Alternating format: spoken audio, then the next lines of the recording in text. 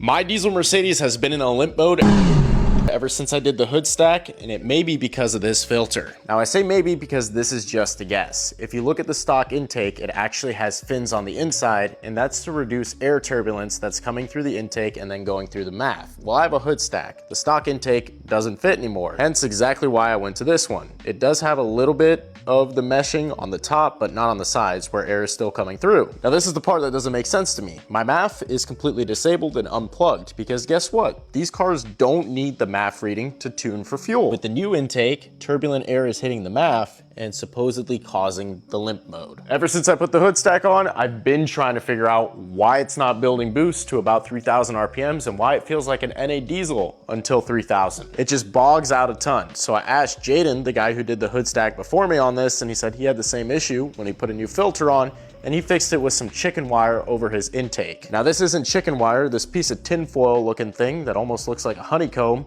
is actually a MAF straightener. If I put it in front of the MAF like this somehow and mount it, it might actually get rid of the limp mode because it'll get rid of the turbulent air that's causing the entire limp mode. I'm not gonna say that this is the best solution, but I attached the MAF straightener to the MAF with some high temp JB Weld and I let it dry overnight. So there's a couple dabs of it all over. I did try to use a clamp and that just didn't end up working at all. I'm not worried about that getting potentially blown into the turbo because it really wouldn't be possible unless it splintered into a million little pieces. And then this will just go back on like I did before, over it.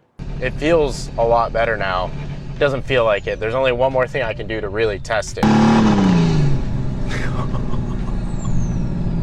Yeah, she's making boost now, baby. So I guess before I put the straightener in, turbulent air was being read by the sensor, and then that would trigger a limp mode where it wouldn't make boost, but it didn't pull any error codes at all. So I'm just glad that this is all solved because I've been chasing it for over a month.